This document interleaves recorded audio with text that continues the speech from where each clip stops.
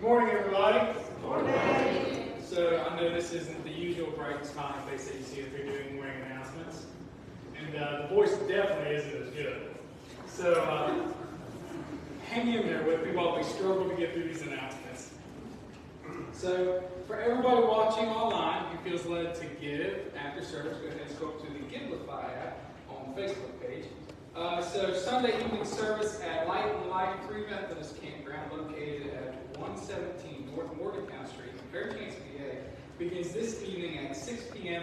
with Pastor Zachary DeLore speaking. August 13th will be Bob Neal. August 20th will be Carl Ratcliffe. And finally, a revival featuring Rush Harbor is planned for the final weekend, Friday, August 25th through Sunday, August 27th, with Brothers Fred Adams speaking. Steve will be hosting this prayer meeting on Sunday, August 13th, as well as August 20th, going back to back. And that will be starting at 6 p.m. here in the sanctuary. Teens, our local youth group will be starting back up next Sunday, August the 13th, with a pool party at Rhonda's house. And if anyone needs a ride, please let Jen Gower know. And we will be hosting a yard sale and hot dog sale August the 25th and the 26th from 8 a.m. to 2 p.m. in the fellowship hall. And you may begin to bring your donations. If you have any questions, please see Alex. This year's ladies retreat, putting the pieces together. The guest speaker, Pastor Brenda Young at Laurelville Mennonite Church Center in Mount Pleasant, PA. Please take this opportunity to email Carl Forsyth at smfck@yahoo.com for more information. Registration must be in by the 13th. So a fish fry has been scheduled for Sunday, September the 10th, following the worship service at Faith and Randy Reisman's house. Plan to bring a covered dish and a lawn chair to enjoy for the afternoon. And the annual Black Hills Free Methodist Camp Associate meeting is scheduled for Tuesday, September the 12th at 6:30 at the Fairmont Free Methodist Church. And the 100th year celebration has been planned at the Fairmont Free Methodist Church. Revival services will be held September 28th, 29th, and 30th at 6 p.m., followed by the 100-year celebration on Sunday, October the 1st, with a worship service scheduled at 10:30, followed by a luncheon and activities from 1 to 5. A pastor and spouse retreat has been scheduled for October the 6th and 7th at the Hampton Inn in Morgantown. And trunk or treat will be held Saturday, October the 28th, starting at 6 p.m. Please let Olivia know if you prefer to decorate a car, prefer to serve food, or assist with games and crafts, and also dress up in something fun. So Megan texted me and Cassie about an overview of General Conference, and we'll just go ahead and go through that text real quick. So this is per Megan. And at annual conference last year, which is 2022, delegates were elected to attend the General Conference to represent the Harvest Conference. Over the past year, over 70 resolutions were sent back to the BOA to review and decide or approve or reject, and to refer to the committee as a review or to be voted on the floor. Delegates are responsible to send nominations for bishops, and that they were sent to the Bishop Search Committee as well as the nominees for the BOA. They were also responsible to look over the resolutions and determine who they will vote in these positions. Our delegation met several times in the past year to conduct this and discuss their thoughts. Those that represented you, both lay and clergy, took the position very seriously and did a wonderful job at it. At conference, a group of us attended the National Prayer Summit on Monday before conference. We had morning and evening worship services as well as a focus group on each morning and the different aspects of what the Free Methodist Way stands for. We voted on a total of 9 resolutions that were brought to the floor. New BOA members and elected bishops.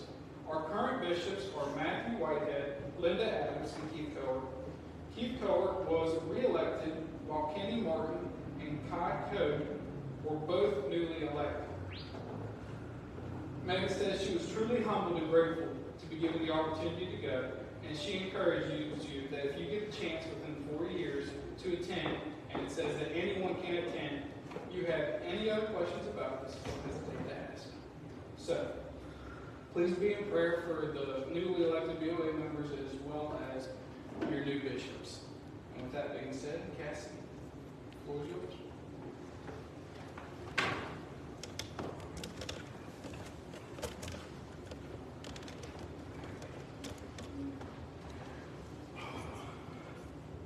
Wait so we could change spots so Samuel didn't hit the floor.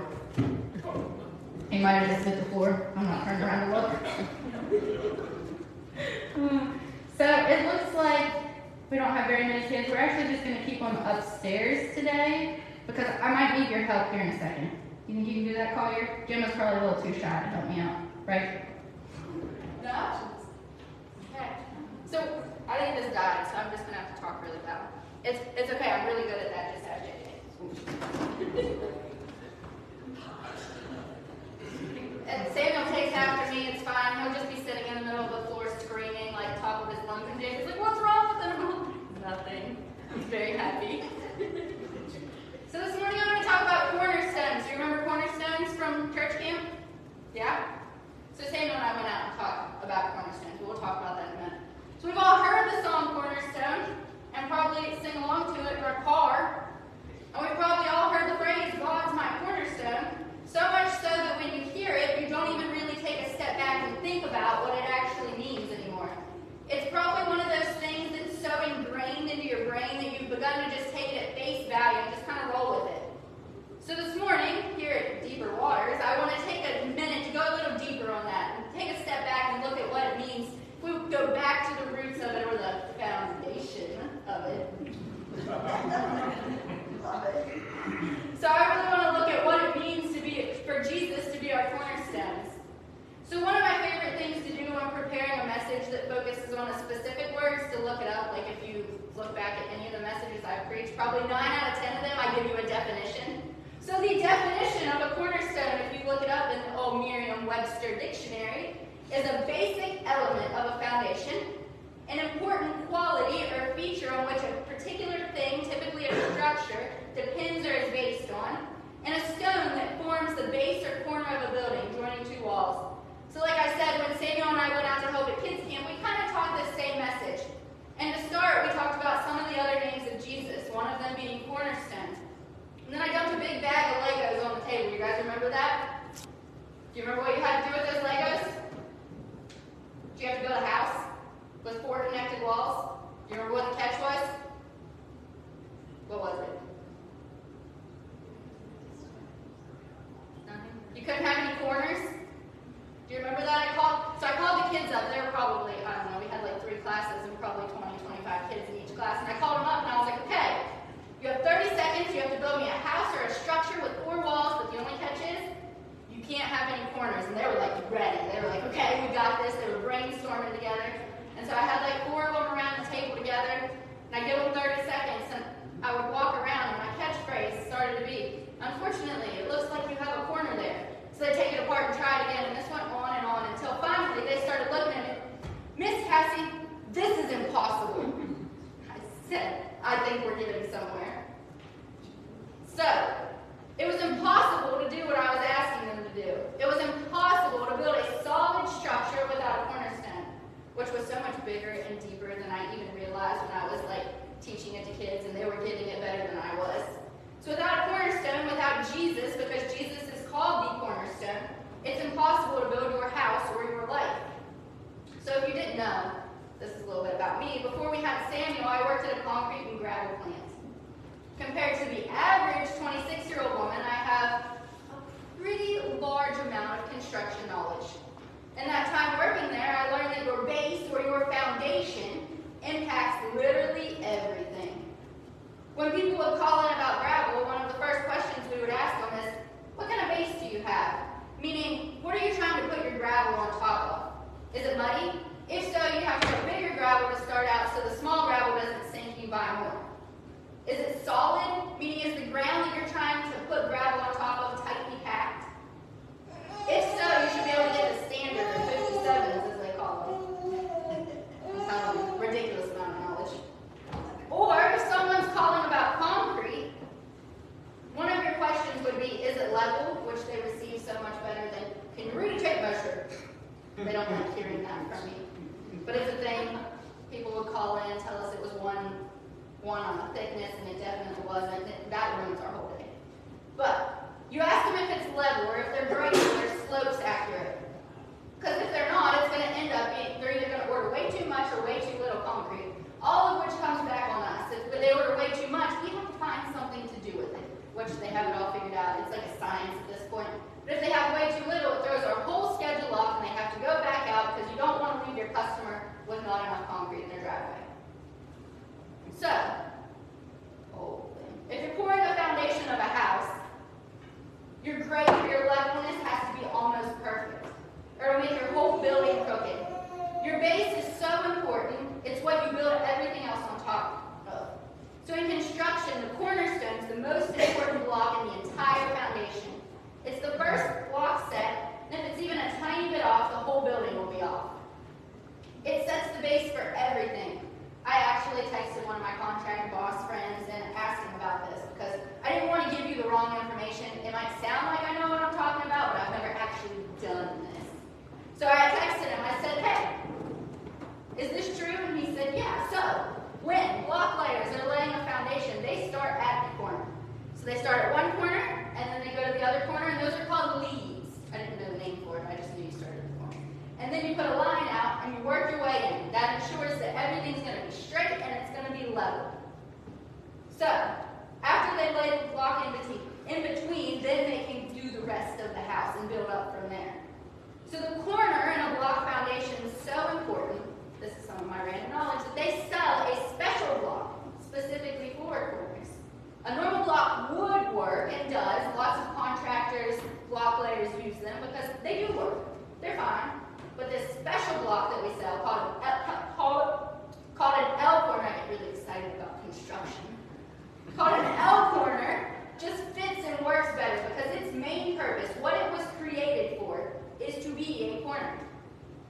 Not only does the corner ensure the whole building's level, the corner bears the entire weight of the building and holds it up. If, for some reason, this corner would have a flaw or imperfection, it could crack and crumble, and the rest of the building would follow suit. That's why it's so important to have a good, solid cornerstone to start building. If you have a good, solid cornerstone, it can eliminate future problems. So what's my wealth of semi-useless knowledge have to do with you guys?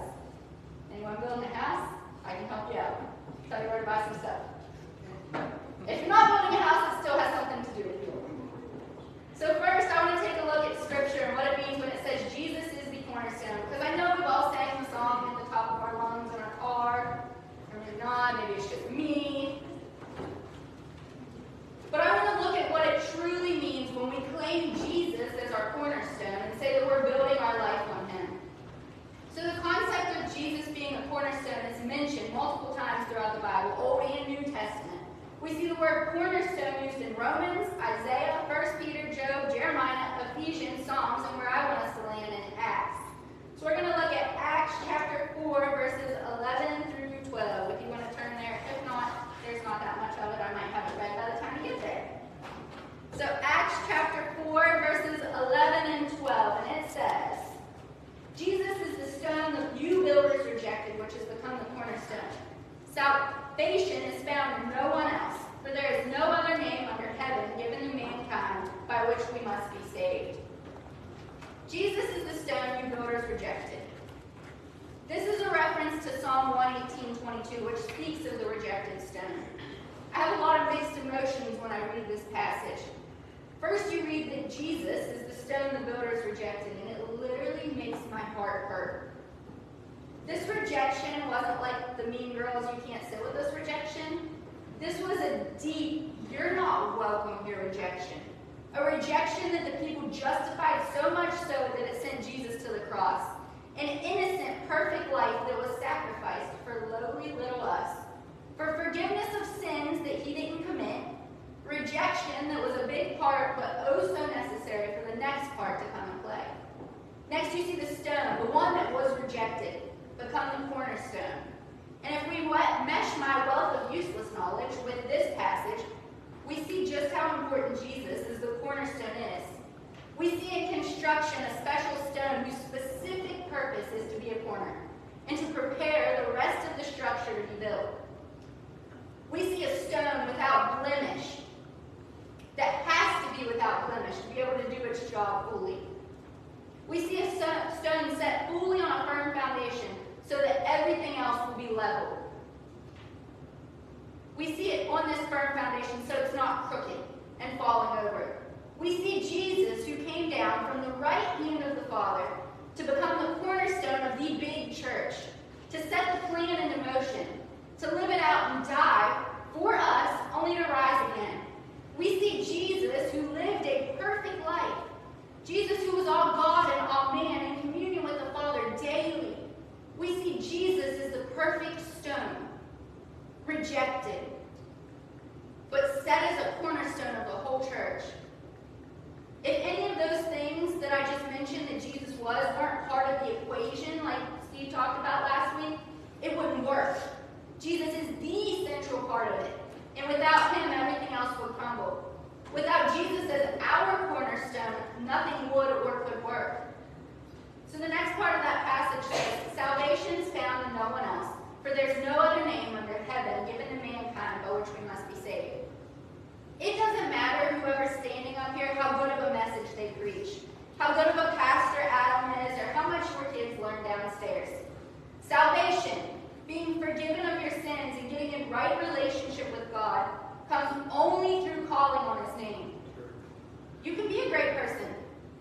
You can do good things. You can do things for your community. You can be a good neighbor. You can donate your time. You can donate your money. But none of that is enough to bring you into a relationship with Jesus. Salvation comes only through Jesus, admitting your faults, repenting of your sins, and turning from them and living it out.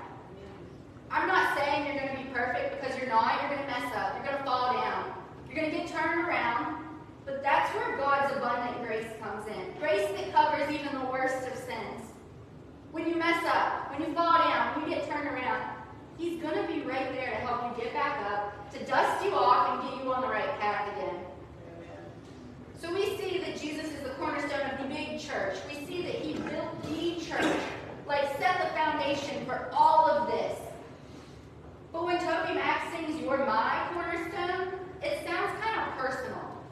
So what's it look like for Jesus to be our personal cornerstone?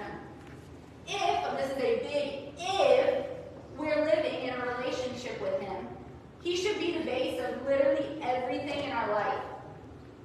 If we don't have him as our cornerstone and try to build our life without him, it's going to continue to crumble and fall down, and you're not going to get very far without him.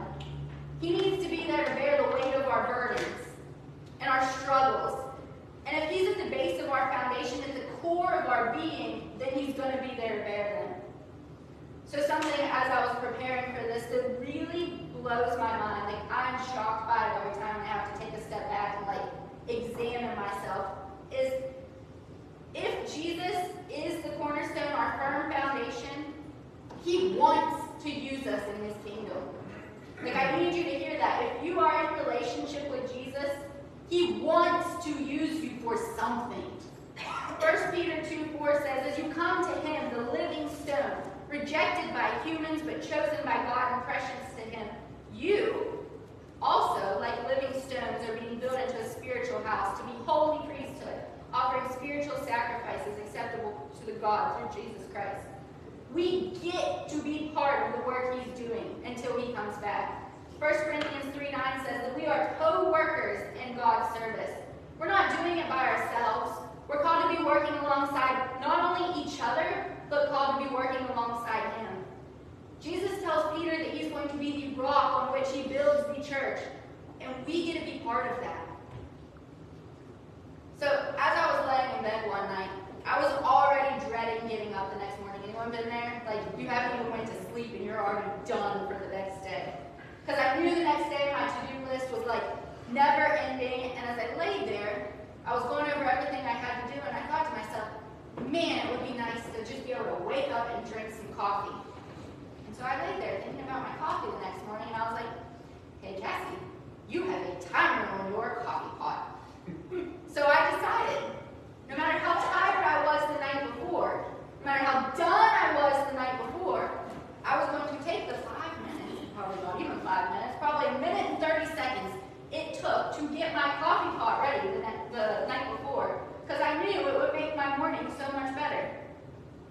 I knew that if I would sacrifice my right now and be a little uncomfortable for just a couple minutes, it would be worth it in the future. But in that moment, I was looking at the effects of right now rather than long term. Sometimes I get stuck in the comforts of right now. It's more comfortable to sleep in a little later after being up with the baby throughout the night.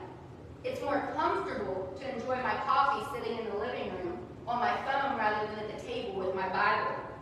It's more comfortable to just have worship music playing in the background of my house rather than intentionally worshiping. It's more comfortable to throw up some standard prayers throughout the day than to get down on my knees and pray. But let me tell you, I'm getting sick of comfortable. Almost 20 years ago, I'm going to say it like that because it sounds a whole lot longer than if I say when I was 7 to you guys. So about 20 years ago, I was in church, and a pastor said these words, and they followed me literally my entire life. He didn't even realize that I told him last week. I was like, hey, you changed my life with these words. And he was like, I don't even remember saying that. I was like, you changed my life. He looked, 7-year-old Cassie, 20 years ago, sitting in church, and he said, I want you to hear this because it rocked my world. Like, that's why I'm standing here. He said, if you're inside your comfort zone, you're probably not serving God how you should be. I feel like I need a mic drop on that. If you are inside your comfort zone, you're probably not serving God how you should be. It's time to stop being comfortable and start being intentional. Intentionally studying, intentionally praying, intentionally worshiping, intentionally fellowshipping with each other. It's time to start making these things a priority again because Jesus says they should be. So I think one of the scariest realizations that I've had is God's not going to force us to do anything. Like, I need you to hear that. Like, if you're sitting there thinking, yeah, I need to do that, He's not going to make you. If we want to grow, if we want to know Him better, if we want to be better followers, we have to put in the effort. Say it again, guys. If we want to grow, we have to be willing to put in the effort. So last week, Steve talked about the woman at the well and how Jesus didn't linger on the problem, but steered her towards the solution. And that stuck with me. God isn't going to do it for you, but He's going to point you in the right direction. So a very real-life example of this. Who here has a dog? Anyone have a dog? So if you drop food on your floor with a dog in your house, what do? So in our house, we say, hey, Puddly, and we take our foot and we tap it on the floor twice. That's it. Hey, Puddly. You know what that dog does? Right to that food. He knows if we're tapping the floor next to the food, he knows he's supposed to eat it, and he loves it. He loves it. So all we have to do is point at it, and He takes care of the rest. God's going to point at it, and we have to take care of the rest. Again. You have to take care of it. So like our sweet little baby, he loves snacks. This kid loves snacks. So we'll put him in his high chair, and he'll have like snacks all over his tray. But if he doesn't see what he wants, you have to walk over and point at it. And as soon as you point at it, his little hand snatches it up, and it's in his mouth. All I have to do is point at it. All God's going to do for you is point at it. Point you in the right direction. That's all it's going to take. And we're supposed to run and do that. My dog knows what to do, why don't I? He's going to point at it. So this morning, I want to ask you what was asked of me last night. What's God pointing at for you? What's He tapping the floor pointing at for you? I need you to really think about this because this is heavy stuff. What's God pointing at for you? What's He pointing at that's so good for you, but you don't want to see it? What's He tapping His foot at that you're supposed to run and do, but you're not listening? If something came to mind, I want to encourage you to do it. Maybe it's to deal with a bad attitude, make a lifestyle change, confess a sin, but whatever He's pointing at, whatever He's tapping His foot, telling you to deal with, do it. You can claim all day that He's your cornerstone, and there's nothing separating you from Him. But if He's tapping His foot and you're not listening, there's something separating you. I'm speaking from experience. This message rocked my world. If He's tapping His foot, it's for your good. If He's tapping His foot or pointing at the snacks, it's going to be better. You can pretend everything's fine. I've been there, I've done it, I was doing it. You can pretend everything's fine and you might be fooling everyone else. Even people that are close to you. You might be telling them you're fine, and they might be believing you. But you can't fool yourself, and you can't fool God. So, as we're wrapping up, I want to give everyone a minute to really examine yourselves. If something didn't come to mind, I want to encourage you to pray about it and see if there is anything. See if there is anything that God's pointing at, telling you to do this, and you're just shutting him off. And then we're going to go into a time of communion. So this morning, as we were driving here, this illustration came into my head, and I just felt like I should share it to you. I don't know if you receive it, I don't know if it'll make sense, but this is what was in my mind. So, I am a plant person. Plants and birds, even ask JJ, are my hobbies. Yesterday I came home with a new plant, and they're everywhere. We love plants. I love plants. So I'm a plant person. JJ is not a plant person. He's a garden person, not houseplants. But I'm a plant person. God created plants to thrive in the light. Most plants, some plants you can put in the dark. But for this illustration, God created plants to thrive in the light. The enemy is the opposite of that. The enemy thrives in the darkness. If you have something deep inside you that you just keep shoving down and pretending like it's not there, the enemy is thriving in that environment. When you have problems or issues or attitudes or sins stuck inside of you and you're not letting them out, giving them to God, giving them to someone else to bear with you, the enemy is thriving on that. I need you to hear me. If you're hearing me and you're like, I have something I can deal with, but I'll do it later, I need you to know the enemy is thriving on that. If you bring it to the light, the enemy can't thrive anymore. Because you know who thrives in the light, other than plants? God. God wants you to bring it to the light. When you reveal it and bring it to the light, the enemy cannot work anymore. Last week, Steve talked about Goliath. And when Goliath came out, the king came and chopped his head off. If you bring your problems, your issues, whatever's inside of you to the light, the king's going to come and chop its head off. It has no power over you in the light. If it's in the darkness, it does, because that's where the enemy is. The enemy thrives in the darkness, but not in the light.